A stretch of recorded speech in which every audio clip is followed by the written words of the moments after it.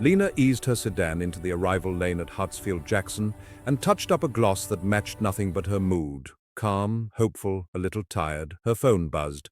Sophie's name lit the screen with 3 missed calls and 1 text. "Cuz, please, pick up Mr. Grant. Sign already printed. I owe you dinner and gossip," she answered on the 4th buzz. "I'm here." "You're an angel," Sophie breathed. "Gate A, door 4. He's important. Please be lovely." "I'm always lovely," Lena said. "What am I walking into?" "Corporate, British, quiet, hold the sign, keep it simple, and if he asks for a detour, nod like you planned it. Tip, already secured, envelope in the glove box, don't open it, it'll make you nervous." Lena slid the printed sign from the passenger seat, Mr. Grant in Sophie's letters. She checked her reflection, soft curls, pearl studs, a modest black dress with a waist that loved her. She breathed once and stepped into the crush of rolling suitcases and homecomings. A man in a charcoal suit pulled up short several yards away.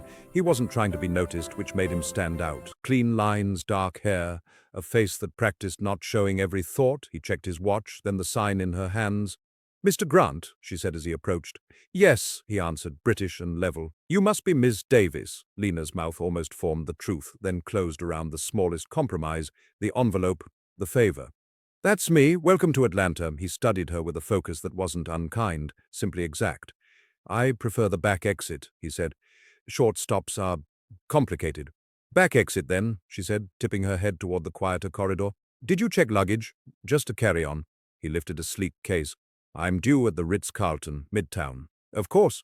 They walked in step. The automatic doors sighed. A breeze settled the edge of her dress. He kept a respectful distance. Outside, traffic swelled. She guided him toward the parking deck, a path that felt like a secret if you took it confidently. "Long flight?" she asked. "London to here," he said. "Long enough to forget my own name." "I can remind you," she said lightly. "Mr. Grant," a corner of his mouth softened. "Michael is fine." "Michael, then." She led him to her sedan, opened the rear door, and waited while he set the case on the seat. She slipped into the driver's seat, and the car became a cocoon, apart from the world. "I'll take the surface streets for a bit," she said. "The interstate's moody today." "Your judgment is good," he said. She eased into motion. The airport loop thinned into access roads. His reflection in the mirror was composed, not bored. "Is Atlanta home for you?" he asked. "It's where I'm patient," she answered. "Home is Lagos. Family is everywhere." "Do you miss it?" "Every day," she said, "but I don't like the way missing things can swallow a day." "That's practical." "It's kind," she corrected gently, "to myself." A dark SUV changed lanes 2 cars back and stayed there. Not aggressive, just consistent. Michael saw it when she did. He didn't tense. He simply looked once and folded his attention away. "If you prefer a different route," he said, "you can say so." "I prefer the one that puts you at your destination smiling," she said. "If we need to be clever, we can be clever later." "That might be necessary," his voice lowered. "There are people who would rather I had not arrived." "Most cities feel that way when someone has expectations for them," she said, a half joke to ease the air. He almost smiled. "And you?" "I prefer expectations I can carry." She turned onto a side street where magnolias threw glossy shadows. "If anyone tries to make me carry theirs, I grow very slow." His eyes met hers in the mirror. "You're very good at this." "At driving?" "At leaving people with their own burdens." "Practice," she said softly. They passed small businesses closing for the night. Michael placed an envelope on the center console. "This is for you," he said. "Please do not open it while you're driving." She didn't touch it. "Is this the part where you ask me to forget I saw you?" "It's the part where I thank you for being careful," he said, "and for not asking questions you don't need to ask." "I ask the right ones at the right time," she said. "That way no one lies by accident," he considered. "And what would be the right question?" She let a quiet beat settle. "Who knows you're here?" His pause told her enough. "The people who should," he said. "And perhaps one who shouldn't." "A woman?" "An executive," he said, and the word carried history. "Someone who enjoys a stage." "Then we will give her an audience later," she murmured. The SUV lingered. She tested a lane change, watched it stay with the flow and not with them. Not a shadow yet, only a possible one. "Do you want music?" she asked. "What do you recommend?" "Something with tenderness and backbone," she said, finding a station where a saxophone threaded through soft drums. "You were at the curb right on time," he said. "I appreciate precision." "So do I." "Miss Davis," he said, testing the name. "You don't sound like a bodyguard." I sound like someone who likes arrivals, she said, and my name is Lena. Lena, he repeated. They turned onto Peachtree. Towers and restaurants slid by. She felt his gaze again, curious but never pressing, and let the silence be a kind of conversation. Somewhere ahead waited a hotel with soft carpets and hard choices. For now there was the road, a careful route, and two strangers, practicing trust in small, deliberate steps. She drove, calm and unhurried, letting the night open like a door neither of them had fully decided to walk through yet. Together, Lena pulled into the hotel's circular drive, just as the first drops of evening dew kissed the pavement. The doorman stepped forward, but Michael shook his head. No need, we'll manage. She parked near the side entrance, away from the lights and cameras. Here's your stop, Mr. Grant, she said, trying to sound like she had done this 100 times before. Michael, he corrected softly, please come inside for a moment. I'd rather not walk in alone. His tone was calm, but there was something underneath, a note of caution she couldn't name. Just a minute, she said, locking the car. The lobby air was cool and perfumed, marble floors whispering under their shoes. At the front desk, a man in a navy suit greeted them. Mr. Grant, your suite is ready, and Ms. Davis, security has been informed of your arrival. Lena blinked, confused. Michael thanked him and guided her toward the elevator. Once inside, she turned to him. Who's Ms. Davis? You, he said simply. For tonight. You're joking. Do I look like a man who jokes in lobbies? The elevator chimed, rising smooth and silent. Why me? She asked. Because the person who was supposed to meet me is missing. And until I know why, it's safer to let everyone think you're her. Her heart beat harder. Safer for who? You or me? Both, if I'm right. The elevator opened to the suite floor. A corridor of gold light led to a double door. Inside, the suite overlooked Atlanta's skyline, all glass and steel softened by evening haze. You can leave now if you wish, he said, placing the briefcase on the table. But something tells me you'll want to hear what's happening. You're not wrong, she said quietly. Start talking. My company is under attack, he began. Someone leaked plans for a technology still in prototype, millions in losses if it hits the market before we announce it. That sounds like a movie? I wish it were. He opened the briefcase. Inside lay a small silver device, smooth as a pebble, glowing faintly blue at its core. This is what they're after. She leaned closer, mesmerized. What does it do?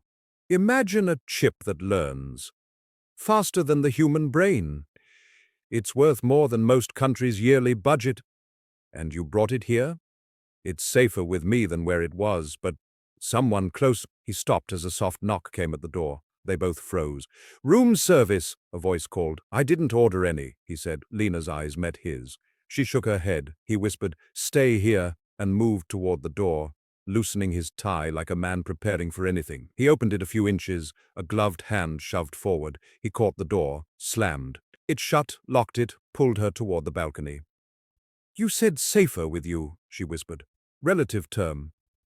He pressed a button on his phone. Private line, emergency protocol. What does that mean?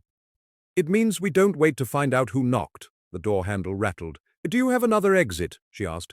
Service stairs through the kitchen. She followed him into the hallway, her heels quiet against carpet. They moved fast but not frantic, breath sinking without words. The service corridor smelled of linen and polish. Somewhere below, a cart squeaked. They'll look for the elevator, he said. We'll take the stairs. The stairwell was dim, lit by thin strips of light. Lena's pulse pounded in her throat. I can't believe this, she murmured. I was supposed to pick up my cousin's client, not be chased by men with gloves. You're handling it better than most trained staff. That's not comforting. It's not meant to be. It's admiration. She glanced at him, steady, unflinching, as if danger was an old acquaintance. Where to now? She asked. My car's in the underground garage. Your car might be compromised. Then we'll take yours. Mine's parked by the east exit. Perfect. The stairwell door opened to a lower hallway. He gestured for silence. Voices echoed, male, controlled, moving in pattern. Go left, she whispered. They slipped through the laundry room and into a service tunnel that led toward the loading dock. Her hands trembled, not from fear but from adrenaline. He noticed. You're shaking. I'm aware. Breathe. We're close. Close to what? Out. They reached the dock door, pushed it open, and the night air hit them, humid, heavy, alive. Her car waited under the streetlight like a promise. She unlocked it and slid into the driver's seat while he crouched beside her door. Drive straight, he said. Don't look back. I wasn't planning to. She hit the gas and merged into the traffic, leaving the hotel and its shadows behind. For a moment neither spoke. The city lights rushed by like witnesses. You still think pretending to be Ms. Davis was a good idea? She asked. It kept you alive, he said softly. That's good enough for me. Lena kept her hands tight on the wheel as the city blurred by. The rearview mirror showed nothing but headlights and movement. Her heart hadn't found a normal rhythm since the knock at the door. Michael sat beside her now, the briefcase balanced between his knees, phone dark in his hand. She tried not to stare, but he looked too composed for a man who'd just been ambushed. Are they following? She asked. Not yet, he said. They'll regroup. You sound sure. People who rely on control always do. They'll assume I'm headed home or to headquarters. And we're headed where? Somewhere they won't think to look. She exhaled, tension unspooling just enough for humor to slip through. You could at least warn a woman before her night job turns into a spy film. If I'd known you'd be part of it, I might have. He almost smiled, and she realized how dangerous charm could be in the quiet after panic. You really don't scare easily, he said. I do, she admitted. I just don't freeze. My mother said fear is allowed to sit beside you, but not drive. Wise woman. The wisest. They stopped at a red light. The briefcase hummed faintly, a vibration she could feel through the floor. That thing, it's alive, she said. Not in a way you'd understand from outside, but yes, it's learning even when powered down. That's unsettling. That's progress. You talk like a man used to being misunderstood. It's a habit of those who build the future, he said, voice quiet, tired. The light turned green. She drove. There's a small cabin north of the city, he said finally. My father built it when he wanted to disappear. We can rest there until I reach my contacts. You're assuming I'm coming? You are. You're safer with me now. Safer is a stretch, Michael. Then call it less exposed. He looked out the window, the skyline falling behind them. You should call someone, he added. Family. I will. My brother's in school. He worries when I vanish. Smart brother. Too smart sometimes. She dialed Noah. He answered on the second ring. Lena, it's late. I know. Just letting you know I'm working late. Don't wait up. Are you okay? I'm fine, baby. Sleep. She hung up before he could ask more. The silence that followed felt heavier than fear. You protect everyone, Michael said. That's how I was raised. And who protects you? Faith, she said, and the habit of showing up anyway. They drove another half hour before the city lights thinned into forest and open road. The night was warm, cicadas in full chorus. When they reached the cabin, it looked small but solid, light wood and deep shadows. She killed the engine. Remote enough? She asked. Perfect, he said, stepping out. He scanned the tree line, then opened her door. Inside, please. Yes, boss, she teased, trying to breathe normally. The cabin smelled of cedar and old paper. There was one lamp, a sofa, and shelves lined with books. Rustic, she said. No one thinks to look for CEOs in cabins, he said. That's comforting, he smiled slightly. You'll take the bedroom, I'll stay out here. I'm not sleeping, I couldn't even if I wanted to. Try to. It'll be a long day tomorrow. And tonight? Tonight we wait. She sank onto the edge of the sofa, watching him check the locks and windows. You do this often? Too often, he said. People mistake money for safety. And you? I mistake control for peace. She watched him pause by the window, back straight but shoulders weighted.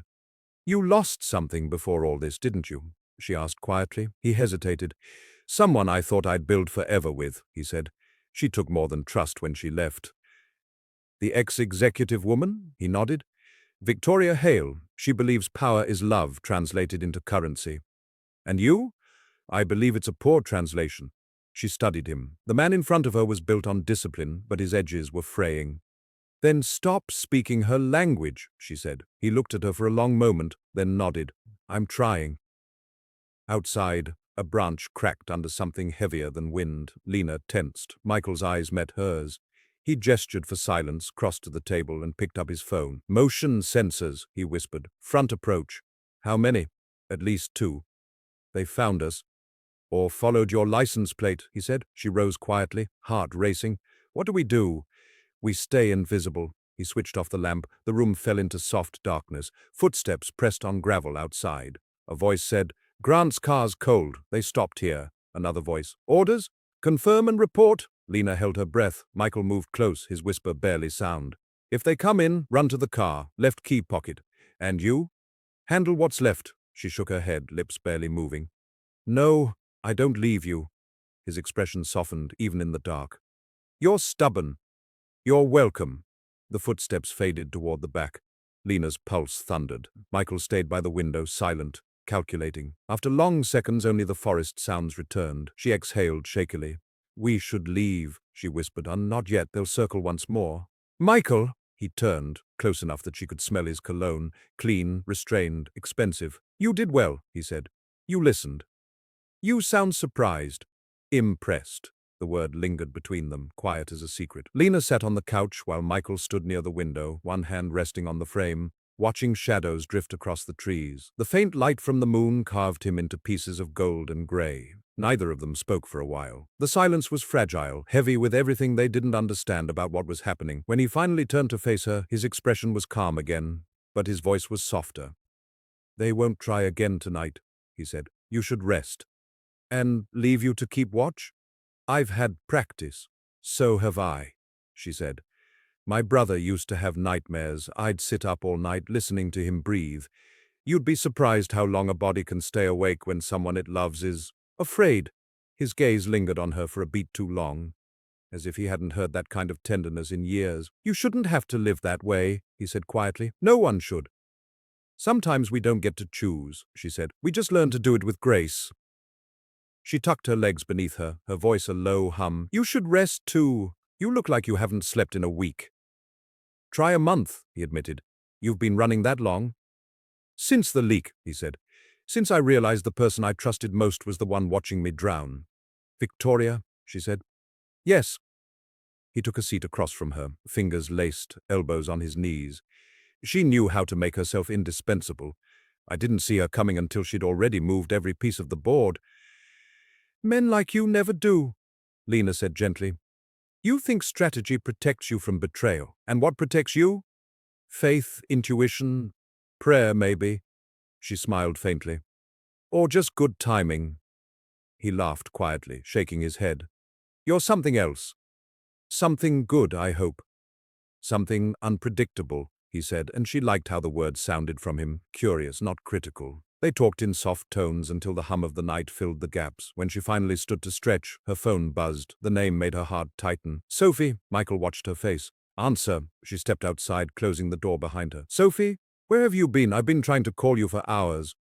I'm okay, Lena said. Just working late. You sound strange. Did something happen? Nothing I can explain on the phone, she said. Stay home, okay? Lock your doors. Lena, you're scaring me. I'll explain soon. Promise. She hung up before Sophie's worry could unravel her calm. When she walked back inside, Michael was on the phone too, voice low but clipped.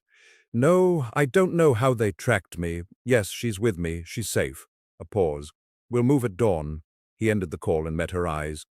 They planted a tracker at the hotel, he said. We need to destroy it. And then we make them come to us. That sounds dangerous. It will be, he admitted, but I'm tired of running. You're sure? Completely. Then I'm in, she said. You don't owe me that. You're right, she said softly, but I hate unfinished things.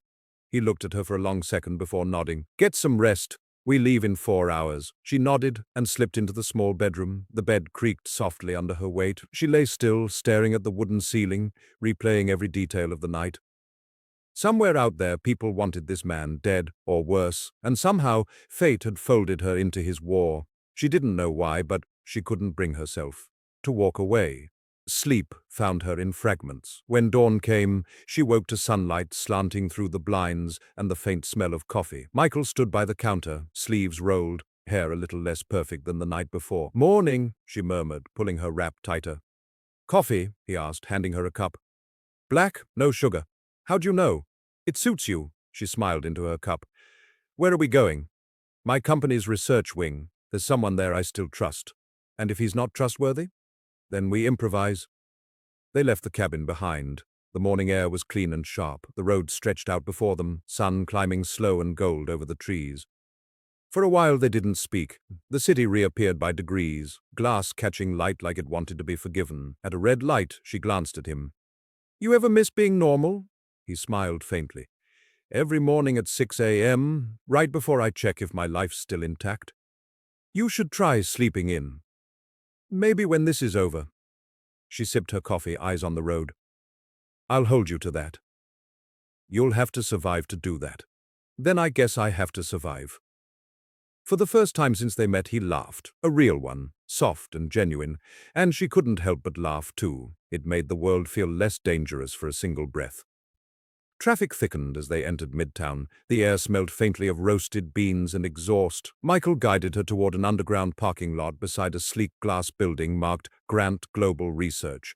"This is your company?" she asked. "One of them," he said. "We'll use a side entrance. The fewer eyes, the better." Lena followed him through a discreet steel door and into a hallway that hummed with the sound of machines. The floor gleamed, the walls lined with displays pulsing faint blue light. A tall man in a dark suit appeared from a side office, surprise flickering into respect. "Mr. Grant," he said quickly, "we weren't expecting you." "Clearly," Michael replied. "Is Dr. Hall inside?" "Conference room." The man glanced at Lena, curiosity obvious. "And this is—" "Security," Michael said before she could answer. She didn't correct him. Inside the conference room, a woman in her 50s stood by a holographic screen. "You should have called, Michael," she said. "Security protocol went live hours ago. Everyone's on edge." "I couldn't risk the line," he said. "We have a problem." He set the briefcase on the table and opened it. The silver core inside glowed faintly. Dr. Hall's eyes widened. "Good heavens, you actually have it. It never left my sight. Victoria told the board it was stolen." "Of course she did." Lena stepped back, observing quietly as Dr. Hall circled the table. "You're saying she orchestrated the breach?" "She and Carson Reed," Michael said. "He used his clearance to leak data. They plan to present it to investors tomorrow as their own." "If they do, you'll lose the company," Hall said grimly. "Everything my father built," he replied. "Everything I rebuilt." "Then we stop them," Lena said softly. Both turned to her. "You have an idea?" Hall asked. "Maybe not an idea, but I know how liars move," she said. "They repeat the same rhythm. If you can predict where they'll be, you can show up before they finish their story." Hall gave a small approving nod. "I like her." "So do I," Michael said without thinking. Their eyes met briefly, a current neither named. "What do we need?" Lena asked. "Evidence," Hall said. "Proof the file originated from Carson's account. That means accessing the mainframe." "Can we do that from here?" "We can if the access codes haven't been revoked." Hall's fingers flew across a glass keyboard. Lines of code filled the screen. "It's still open," she said. "They're arrogant." "Use it," Michael said. "Track every transfer from the last 72 hours. Data scrolled rapidly. Hall frowned. "There, 2 outgoing packets masked through a private server. If we trace that IP, we'll know where they're hiding," Michael finished. "Exactly. Do it." Lena watched their focus, the rhythm of trust and efficiency. For the first time, she saw the man he must have been before paranoia stole his ease. Hall pressed a key. The screen blinked. "Address locked," she said. "But there's something else. Someone just tried to access this system remotely." "From where?" "The same IP." Michael's jaw tightened. "They know we're here." "Then we leave," Lena said. "Now." The lights flickered once, twice. A dull alarm began to pulse in the distance. Hall swore softly. "Security lockdown. They've triggered a silent alert." "Can you override it?" "I can delay it for 5 minutes." "That's all we need," Michael said. "Lena, come." They moved quickly down the hall. Behind them, the lab lights dimmed to red. "You can't keep running like this forever," she said as they reached the stairwell. "That depends on how fast we learn the truth." "You mean how fast we expose them?" "Exactly." They burst out into the garage. The echo of footsteps bounced off the walls. Lena spun, scanning the shadows. "They're here," she whispered. A figure stepped from behind a pillar. Carson Reed. He looked calm, professional, weapon at his side like an accessory. "Michael," he said pleasantly, "you should have stayed missing." "You betrayed me," Michael said. "I adapted. You sold me out to her." "I sold what you didn't value." Carson's eyes shifted to Lena. "And who's this? The replacement? You always did have a weakness for beautiful distractions." Michael's voice hardened. "Leave her out of it." "I can't," Carson said. "She's already in too deep." He raised the gun slightly. Lena's breath caught. "You're making a mistake," Michael said. "Am I?" "If you shoot, every camera in this garage records it. You think Victoria will save you then?" Carson hesitated. Michael took one careful step forward. Put it down, Carson. Let's talk. You never listened before. Why start now? Because you've already lost. Michael nodded toward the far wall where a small red light blinked. Hall sent the feed live before we left. Everything you just said went straight to the board. Carson's eyes widened. For 1 second, he looked human again. Then he ran. Michael grabbed Lena's hand. Come on. They sprinted for the car. Tires screamed as they tore out of the garage into daylight. Only when they hit the main road did Lena breathe again. You planned that, she said. Partly, he admitted. The rest was luck. You're infuriating. You're alive, he said, and something warm settled in his voice that hadn't been there before. They didn't slow down until the highway widened and the skyline faded behind them. Wind pressed through the half-open window, carrying the faint scent of pine from the outskirts of the city. Michael's knuckles were white against the steering wheel. Lena watched him in profile, the sharp line of his jaw softened by fatigue. Where now? She asked. We'll head south, he said. Hall will stall the board meeting for 12 hours. That's enough time to prepare our next move. And what exactly is our move? We release the truth ourselves. He looked at her then, eyes dark and intent. But before that, I need to know if you're sure about staying in this. It's going to get worse before it gets better. You already asked me that, she said softly. And I already told you I don't walk away halfway through a story. He smiled faintly, the first real smile she'd seen. You sound like my father. He must have been a smart man. He was, and stubborn. Then maybe I remind you of him.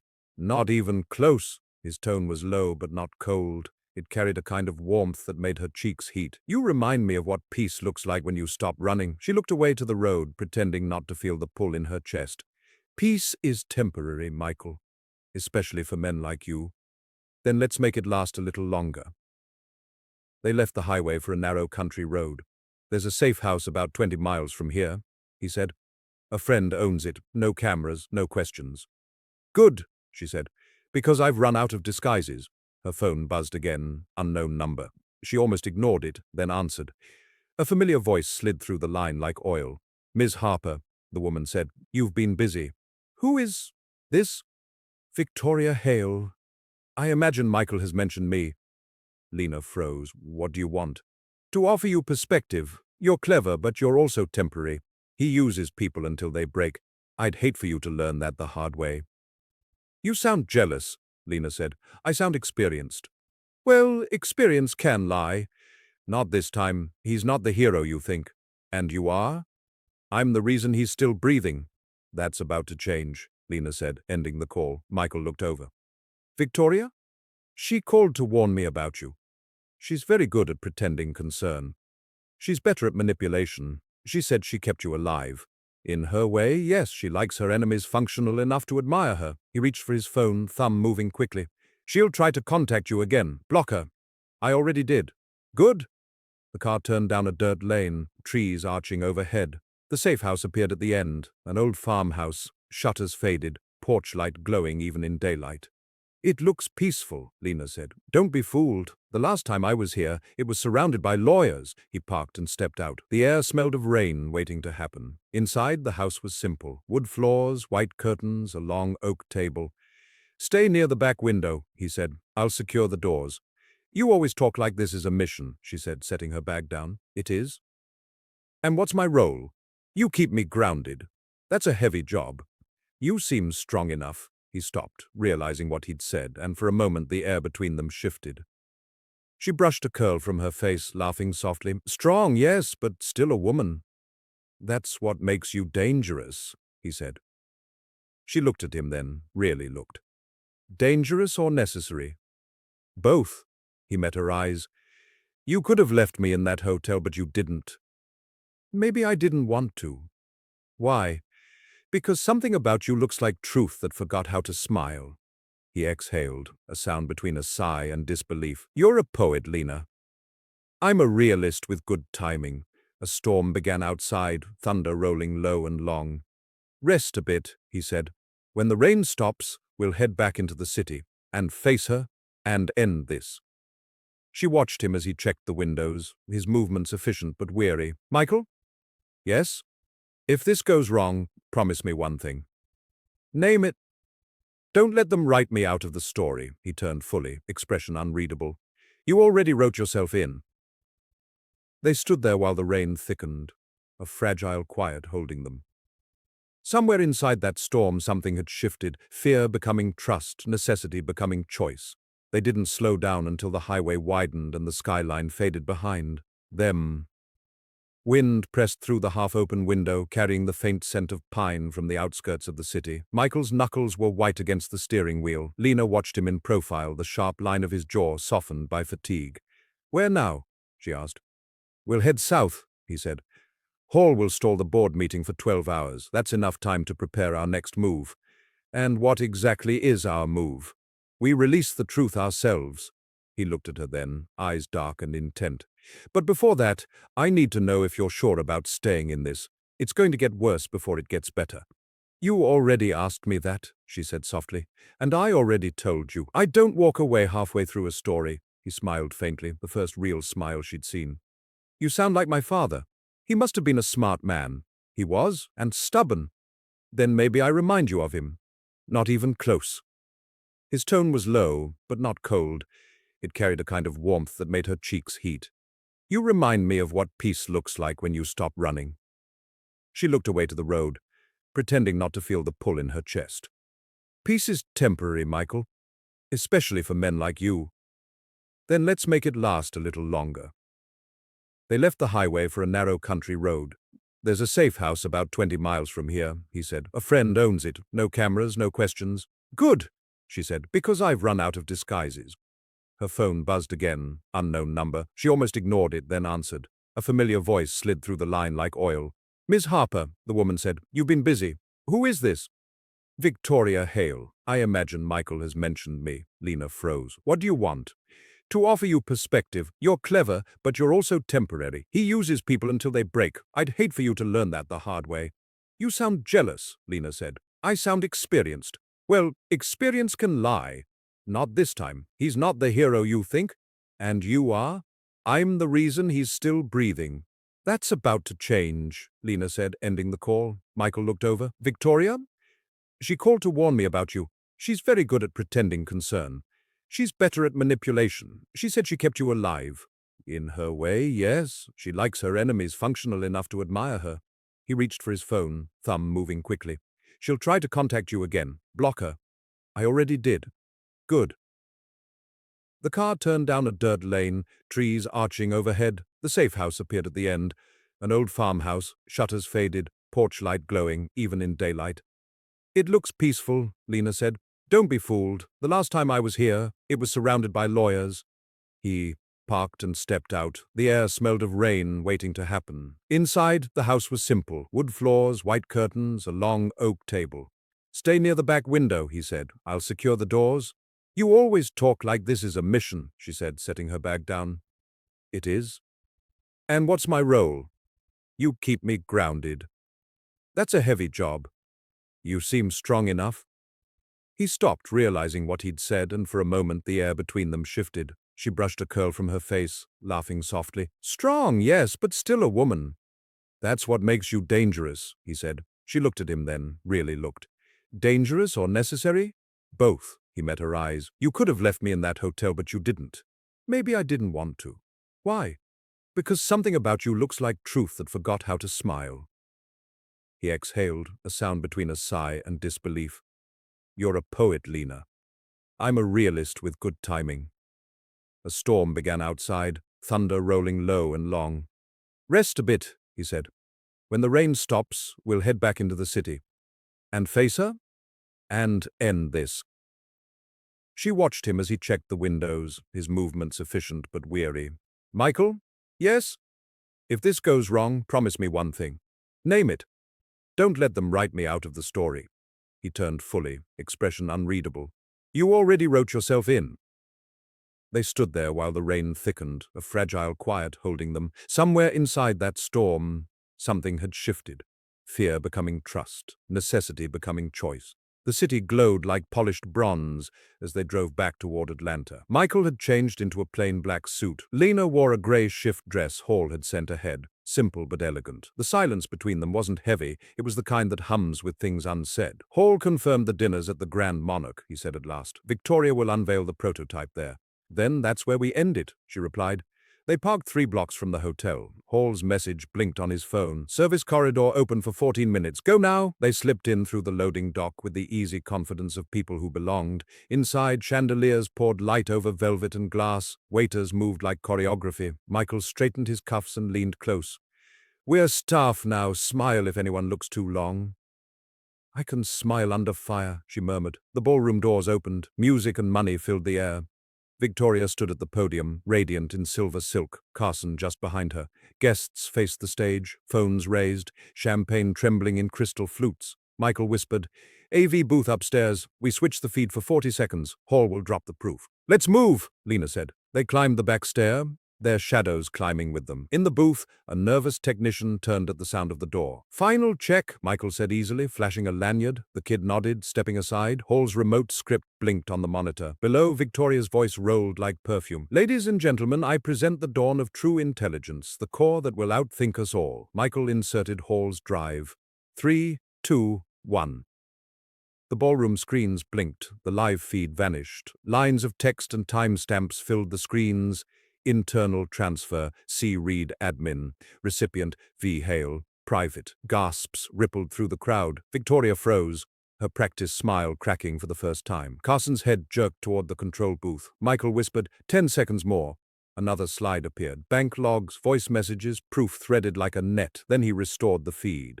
The room stayed silent for one suspended heartbeat. Then came the sound of disbelief. Chairs scraping, voices rising. What's happening?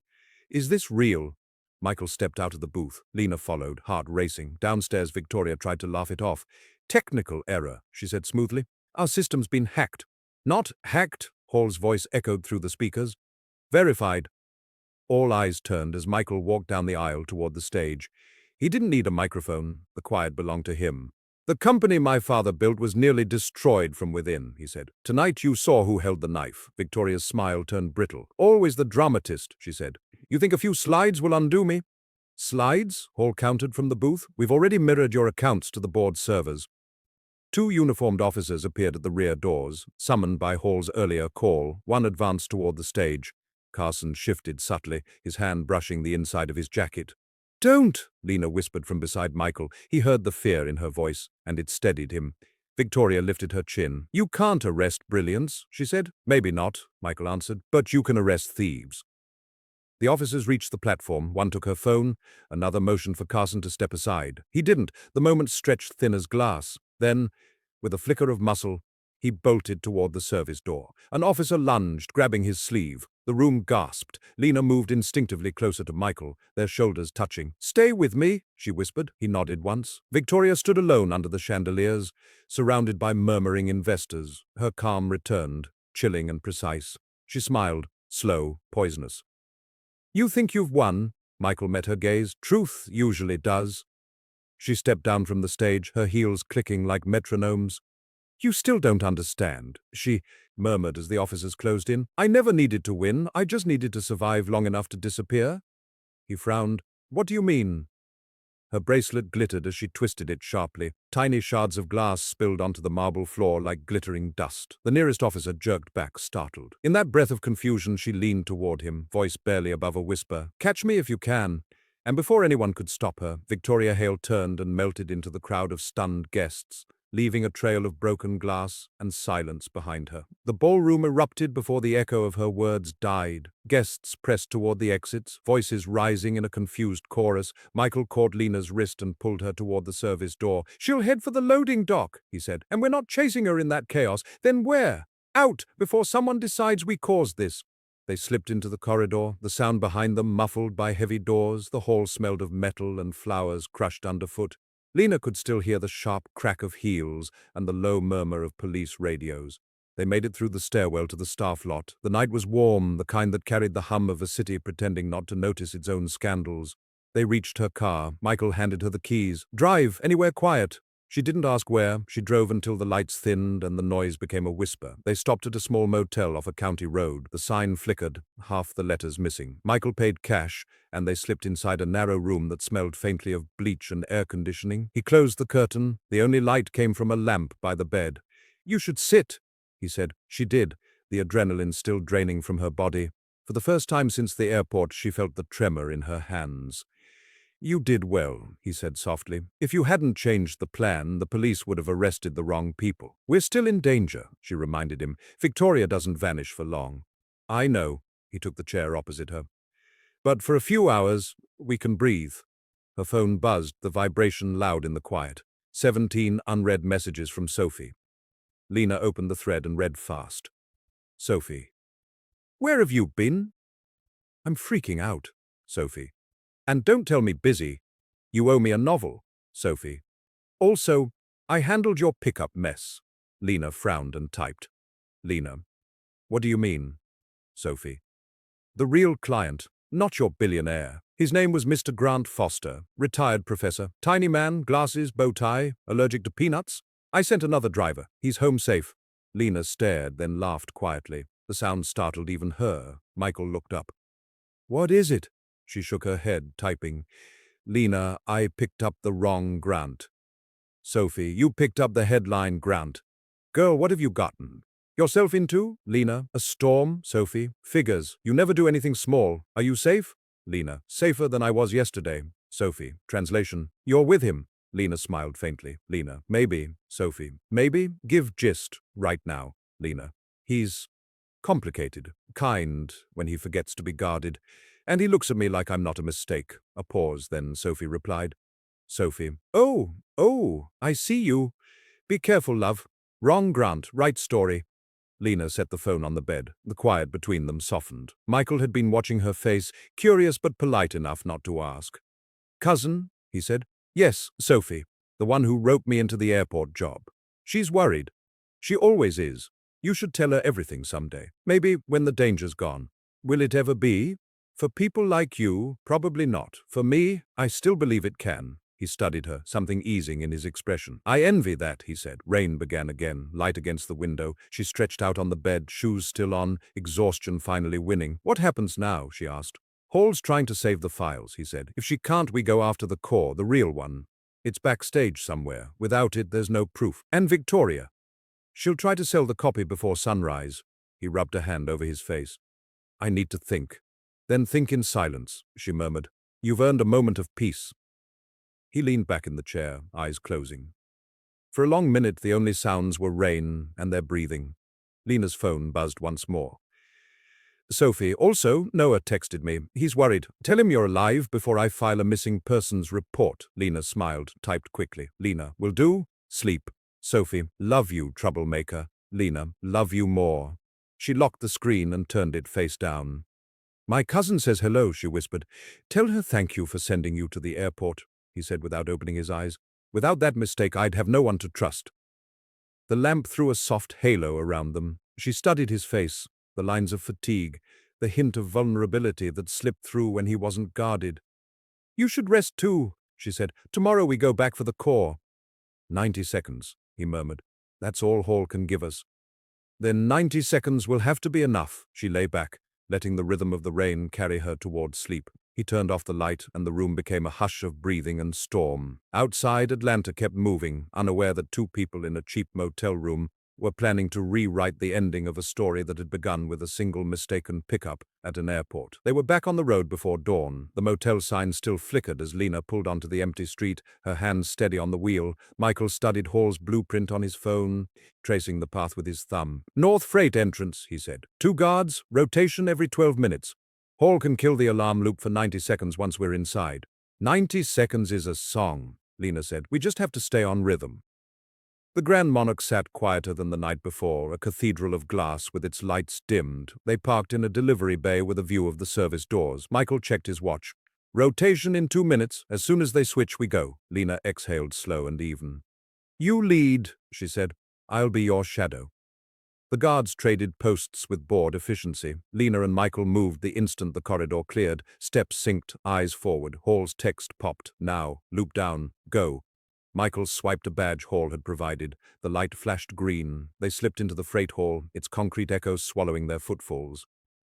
"Left to the stage," he murmured. "Backline rooms, then storage, then secure. And if they added a lock overnight, we borrow a code." The backstage smelled like dust and roses. Yesterday's flowers lay wilting in buckets. Lena drifted a hand over a curtain and felt the faint tremble of the building waking. Michael stopped at a steel door marked Tech Storage, authorized only. He crouched to the panel and keyed in a sequence. Red. He tried another. Red again. Carson changed it, he said. Lena leaned near the keypad, listening to the faint relay click. Do you hear that? What? A tiny delay after the second digit. Some systems pad the first two numbers with a buffer. Try the last four you used, drop the first two. He punched the final four digits. Green. He looked at her, surprised and grateful at once. How did you? I pay attention. He smiled quick, then opened the door. Inside were road cases and coiled cables. On a central table lay a black crate with a biometric lock and a small logo Lena had already learned to fear. Michael rested his hand on the sensor. Beep, the lid unlatched. He opened it. There it was, the smooth silver core, no bigger than a river stone. Its inner light like a thought. It was more beautiful up close and more unnerving. Hello again, he said under his breath. Lena felt the hum through the table. Is it recording? Locally, yes, he said. Every interaction leaves a fingerprint. Then take it and let's leave ours. He reached for the core and stopped. Wait, sensor, he said. If we lift it, they'll know. How fast would they come? 2 minutes, maybe less. What if they arrive when we're gone? She looked around, spotted a drawer of hardware. Counterweight, something the same mass. He nodded, scanning labels, selecting a metal puck and 3 washers. 57 grams, he murmured, weighing with his palm. Core is 60. Add the ribbon, she said, pulling a length of gaffer tape. He added it and set the makeshift bundle beside the core. On 3, he said. 1, 2... He lifted the core while she slid the bundle into place. The sensor light stayed green. The hum in the room did not change. They both held their breath a heartbeat longer, and then exhaled. You're very calm, he said. I learned from last night. She slipped the core into a padded pouch and tucked it under her dress line, against her skin. His eyes flicked to her waist and then back to her face with careful restraint. It's safe there, she said. They won't look. Agreed? He secured the crate again, wiped the panel with his sleeve, and closed the storage door. Hall's message flashed. Loop ends in 20. Security waking. You're not alone. They heard it before they saw them. Radios scratching. Fast feet on concrete. Michael nodded toward the opposite corridor. Service stair now! They reached the landing as voices spilled around the corner. A guard's shout cut the air. Hey, you stop! Lena took the steps quickly, but not frantically. Panic makes noise. She made none. Michael was a step behind, shoulder close enough to reassure. At the mezzanine, a maintenance exit waited, padlocked from the inside with a lazy chain. Michael yanked it once. We don't have time, he said. Let me, Lena answered, fingers already working the loose S-hook that fed the links. She twisted, pressed, and freed the hook as footsteps hit the landing below. The chain fell like a soft sigh. They slipped out into bright morning, a rush of cool air kissing hot skin. Left, he said. Service lot. They cut between catering vans and a row of stacked chairs. A guard burst through the door behind them, hand on his radio, voice rising. 2 intruders, west exit, moving. Michael took Lena's hand without thinking. She let him. It made them faster. They turned the corner and ran into Carson. He stood in the open like a man in his own kitchen, suit crisp, eyes flat. 2 more men flanked him, neither bothering to hide their weapons under jackets this time. Good morning, Carson said. Enjoying your trespass? Michael slowed but did not stop. We're leaving. With what? With what was mine yesterday and is still mine today.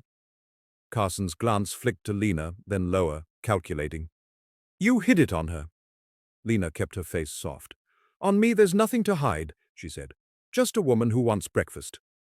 You chose her well, Michael, Carson said. Soft enough to distract, smart enough to be trouble. You'll address her with respect, Michael said quietly. Carson's smile didn't reach his eyes. Respect is expensive. Pay me with the core, and I'll consider it. You can't power it, Michael said. You don't have the handshake or the seed weights. That's what she's for, Carson replied. Leverage isn't about machines, Lena stepped. Slightly forward, not bold, just present. Violence draws police, she said. Police draw headlines. Headline donors ask questions. You'll be worthless to your queen. Carson tilted his head. And you think that bothers me? You like being her instrument because it makes you important, Lena said gently. But instruments break and get replaced. His eyes flinched a millimeter at the word gently.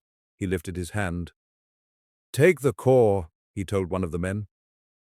Michael shifted and the man hesitated, reading the experience in his posture. The second man took a step anyway. A soft chirp sounded from the security radio on Carson's belt. A voice crackled. Board members on site. APD wants statements. Media waiting at North Steps. Carson frowned, patience thinning. He lowered his voice. Give me the core, Michael. Walk away with your life and your pretty assistant. Or keep playing honest and see how fast this city eats you. You always wanted to be me, Michael said, not unkind. But you chose to be a thief. I chose to stop being a guard dog. You were never a dog, Lena said softly. You were a man making a bad bargain. It hit him harder than a shout. His jaw flexed. He looked past them, making a decision neither of them liked. Enough grace for today, he said. He raised his hand again. Take it. The first man lunged toward Lena's side. She turned her body, not to fight, but to deny access. And the movement made him overcommit. Michael stepped between, took the man's wrist, and redirected the momentum so cleanly it looked like choreography. The weapon clattered under a van. The second man reached for Michael's jacket. Lena touched the man's shoulder, eyes warm and voice low. Don't. It was not a threat. It was an invitation to keep a life. He hesitated, the smallest human pause, and in that pause Michael shoved him back just enough to create space. Carson drew his own gun. That's enough, he snapped. We end it now. A door slammed open to their right. Dr. Hall stepped into the lot with two uniformed officers, badge wallets up. No, Mr. Reed, she called. We end it with a report number. Carson's aim didn't waver. The officers did. Drop it, one said. Hands where we can see them. You won't shoot, Carson said. You don't shoot in hotel lots with donors watching. Hall didn't blink. I will testify that you aimed at an unarmed woman. He weighed that, eyes flicking to the building, to the officers, to the cameras he hadn't seen but now imagined. In that calculus, he holstered the gun with a tiny snarl of contempt. You're good at making me behave, he told Hall. It's called accountability, she said. Try it. Arrest him, Michael said, voice controlled. The officers stepped forward. Carson didn't fight this time. He raised his hands and said nothing while they cuffed him. His eyes never left Lena's face. You won today, he said softly. She won you, Lena replied, and it wasn't triumph. It was a lament for what he'd thrown away. Hall reached them, breath clipped. Did you get it? Lena nodded, one hand resting at her waist, the signal subtle. Then we go, Hall said, before Victoria finds another exit and another story. They drove in a plain company sedan Hall had parked 2 blocks away. The city brightened while they moved through it. In the back seat, Michael held the padded pouch, while Lena buttoned her blazer over the curve of it. You were brilliant, he said. You made people choose better. I only reminded them they could, she said. He stared at the pouch. The Corps' local memory stores hashes, immutables tied to access events. If we can read them offline, we can reconstruct the timeline even if the network logs are gone. Can you read it? She asked. Not alone. He glanced at Hall. We need an air-gapped lab and someone I trust. Noah, Lena said before she could think. Hall raised a brow. Who's Noah? My brother, Lena said, soft and certain. Smart enough to decode the world when it thinks it's unreadable. Michael waded. That puts him in the line of fire. Only for as long as we let him, Lena said. We keep him remote. We send him a prepped environment and a sanitized slice. Hall nodded slowly, warming to the plan. I can build a sandbox and ship it to him as coursework. No one will tie it to us.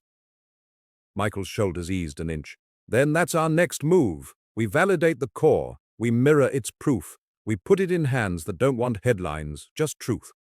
He looked at Lena, gratitude in his eyes that didn't need words.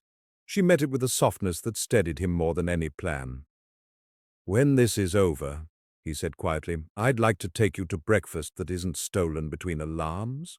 I'd like that, she said. The sedan rolled past a church where people lined the steps, past a park where a jogger waved at a dog, past a city that kept forgiving itself by morning. Hall's phone pinged. She read and exhaled. Victoria's passport just flagged at a private terminal, she said. She's trying to leave. Michael shook his head. She won't make it. No, Lena said, eyes on the road ahead. She'll look for a stage first. She only knows how to perform. Hall leaned forward. Then we write the last act before she finds an audience. Michael nodded, hand tightening on the pouch. No more running, he said, borrowing Lena's words because they finally felt like his own. Next we prove it, and then we end it. They reached the outskirts of the city by noon. Hall drove while Michael and Lena watched the updates scroll across her laptop screen. A red dot pulsed over the private airfield. She's booked a jet, Hall said. Filed. Under an alias, Verity Hayes. Departure clearance in 40 minutes? Michael's jaw tightened. She'll take the prototype's twin with her. How many did you make? Lena asked. 2. The one she stole, and the decoy she doesn't know is inert. But she'll sell the myth before anyone notices. Hall closed the laptop. We can still stop her if we intercept at the terminal. Police are on standby, but they need an eyewitness to confirm the cargo. Then they'll have one, Lena said. The road curved through the industrial edge of Hartsfield's service zone. The sky shimmered with heat. Planes crawled upward in slow arcs. They parked in a rental lot and walked the rest of the way, moving through hangars that smelled of oil and dust. Michael's voice was low. Hall, stay with the car. If this goes wrong, drive the data straight to the board. Understood, she said. She opened the glove box, revealing a small encrypted drive. This holds the mirror of the core's memory. If you don't make it back, this goes public. Michael nodded. Lena tucked her hair under a cap Hall handed her. Let's finish this, she said. They slipped past a fence where a padlock hung open, a sign of rushed departure. The tarmac stretched wide and blinding. At the far end, a white jet gleamed, engines whining soft as breath. 2 men loaded cases into the hold. Victoria stood near the stair, sunlight catching her hair, phone pressed to her ear. Even from a distance, she radiated control. She always looks untouched, Lena murmured. That's her armor, Michael said. They crossed the service lane, using a line of fuel trucks for cover. Michael stopped behind a concrete barrier and scanned. 2 guards armed, 1 driver. What's the plan? Lena asked. Simple. I talk, you record. You can't talk her down. I can buy time. He met her eyes. Trust me once more. She gave a small nod. He stepped out into the open. The sun hit hard, making his suit shimmer faintly. Victoria turned as if she had expected him. Michael, she called, smiling. You never let me have the last word. You'd only misuse it, he said, stopping 10 feet away. Come back inside. Tell them the truth. And ruin a lifetime's work? She laughed softly. I've outgrown your definitions of right and wrong. Then prove its growth. Face what you built. You want me in cuffs, or do you want a conversation? I want an ending that doesn't bury more people. Lena crouched behind the trucks, phone camera steady. The microphone caught every word, every shift of wind. Victoria's smile faltered. You think I'm afraid of exposure, she said. You're already exposed. Not yet, he replied. But soon. He lifted his hand slightly, signaling Hall. A siren wailed somewhere beyond the hangars. Victoria's head turned. Her guards shifted. Lena saw her reach in too. Her bag. Too quick, too sure. Michael, she shouted. He dropped instinctively as a flash cracked the air. The bullet hit the asphalt inches from his feet. 1 guard grabbed Victoria's arm. We have to go, she tore free, fury flooding her features. No one runs from me. Lena ran before she thought. She reached Michael, grabbed his hand, and pulled him behind the truck as another shot echoed. She's desperate, she gasped. So are we, he said, checking her for injury. I'm fine. She's leaving. He peeked around the barrier. The jet's door was closing. If she takes off, everything she's stolen vanishes into the clouds. Then we ground her, Lena said. They sprinted along the edge of the tarmac. Ground crew shouted. Alarms barked. Hall's voice came through Michael's earpiece. Police inbound. 3 minutes out. Too late, he replied. We'll handle it. The jet's turbines roared louder, wind flaring against them. Lena spotted the refueling hose still coiled beside the service truck. She grabbed it and yanked it free, spilling a ribbon of fuel across the pavement. What are you doing? Michael shouted. You said ground her. Fuel sensors can't fire with leaks nearby. That's insane. It's physics. She hurled the nozzle down, and the jet's crew saw the spill. 1 man signaled frantically to cut ignition. The roar died in coughing sputters. Victoria appeared at the top of the stairs, wild-eyed. You think you've stopped me? She screamed. You've only delayed the inevitable. That's what delay means, Michael shouted back. A second chance. She froze, the wind whipping her hair across her face. For a heartbeat, she looked less like an executive and more like a human being watching her empire crumble. Then the police cars rolled in, lights cutting through the glare. Officers spilled out, guns drawn but voices calm. Hands up, one ordered. Victoria hesitated, then dropped her phone onto the tarmac and raised her arms. The guards followed suit. Lena stayed still until the scene steadied, then lowered her phone. Her knees felt weak. Michael placed a hand on her shoulder. You okay? Ask me after breakfast, she whispered. Hall arrived a few minutes later, stepping out of a patrol car. They've seized her accounts, she said. The board's reinstating you within the hour. And Carson? Michael asked. In custody, singing like a radio. Good, he turned to Lena. It's over. For you, she said softly. But for me, it's only now making sense. How so? I picked up a stranger at an airport and ended up finding the part of myself that stops running. He smiled, tired but genuine. Then maybe it wasn't a mistake. An officer approached, nodding toward the jet. We'll need your statements. Michael handed over the pouch with the core. Handle that. Carefully, he said. It remembers everything. The officer took it like a relic. Lena watched the sky, clear now, the engines cooling, the echo of noise fading. Hall clapped her hands lightly. You both should go home. Shower, eat something that isn't adrenaline. Home, Lena repeated, as if testing the word. I might like that. They walked away from the hangar together. Reporters shouted from the gates, cameras flashed. Michael leaned close and said, After all this, you still owe me that breakfast. She laughed, quiet and sure. Make it lunch, and you've got a deal. They reached the car. The sun had climbed high, turning everything gold. Hall stayed behind, handling the police, while Lena and Michael slid into the front seat. He glanced at her, eyes softer than she'd ever seen them. You could have been anywhere, he said. Why did you stay?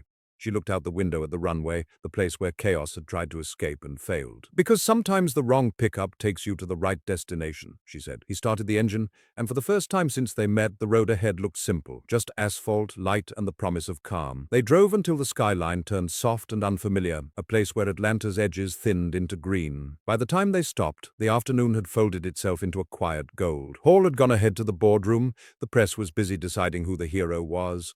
Lena didn't want to know, she just wanted stillness. Michael parked beside a small diner, one of those family places with checkered curtains and the smell of butter in the air. You're serious about breakfast? She asked. Always. He smiled, a small, tired curve. I owe you one that isn't between sirens. Inside, the diner was nearly empty. A waitress poured coffee without asking and left them with menus they didn't read. The hum of an old radio filled the pauses. For the first time in days, neither of them was running. You'll take your seat back today, Lena said. The company will want a press release. Hall's drafting it, I'm signing it. And then? Then I rebuild, slower this time, maybe wiser. She stirred her coffee. And Victoria? In federal custody, he said. She'll talk until the truth gets bored of her. Good, she said softly. You deserve quiet. So do you. Quiet's different for me. It means a life that fits. He watched her for a while. What does that look like? Maybe a clinic, she said. Something small, helping people who forget they matter. You could do that anywhere. And you? I'll keep a promise. No more pretending control is peace. He smiled faintly. I might even learn to sleep. The waitress refilled their cups. Outside, the highway shimmered. For a moment, the whole world felt simple. Lena looked at him, really looked. Without the tension, he seemed younger, almost ordinary. Do you ever think about how random all this was? She asked. Every day? If Sophie hadn't called, if I hadn't said yes, if you hadn't held that sign, he finished, then none of this would have happened. Do you regret it? No. He leaned back, eyes soft. You? Not even a little. He laughed quietly, the sound light for the first time. You're dangerous, he said, because I tell the truth? Because you make it sound gentle, she smiled. Gentle's underrated. Hall's text buzzed on his phone, press handled, board reinstated. You're clear. He showed it to her. That's it then? It's not the end, she said. Just a pause. He nodded. I like pauses. When they finished eating, they stepped outside into the bright calm of early evening. The air smelled of wet asphalt and honeysuckle. Across the street, a busker played a slow tune on a saxophone, something that sounded like relief. Michael slipped his hands into his pockets. You could stay in the city, he said quietly. Consult for us. Hall would hire you in a heartbeat. And live behind glass walls? They're cleaner than most. But they keep the wind out, she said. And I like the wind. He didn't press. Then wherever you go, tell me. I'd like to find you sometimes. She met his gaze, sunlight in her eyes. You already did. A car horn called in the distance. They walked toward her sedan, parked by the curb. You know, she said, unlocking the door, Sophie will never believe half of this. Then tell her the half that matters. Which half is that? The part where you chose to stay when you didn't have to. She smiled, closing her hand around the key. That's the only part I'll keep. He hesitated, then reached out. Not commanding, just offering. She took his hand for a moment, warm and certain. No promises, no grand gestures, just the quiet understanding of people who had survived the same storm. Take care of yourself, Lena. You too, Michael. She slipped into the driver's seat, started the engine, and watched him through the glass as he stepped back toward his car. He looked over once, and the smile he gave her was unguarded, real. She drove toward the highway, the city rising behind her like a closing book. The radio hummed a love song she didn't recognize. Somewhere between one traffic light and the next, her phone buzzed. A message from Sophie. "Don't forget brunch this weekend. Bring the story." Lena smiled, typed back. "You'll need coffee. It's a long one." The road stretched open. Sunlight danced off the windshield. She felt lighter than she had in years. No more borrowed identities, no more running. Just a woman who took a wrong turn and found herself somewhere right. As the skyline disappeared in the rear view, "Mirror?" The narrator's voice softened, the same calm warmth that carried the story's beginning. If this story touched something in you, don't just leave quietly. Please like this video, share it, and subscribe so you don't miss the next one. Every story here is a journey, and I'd love to have you on the next ride.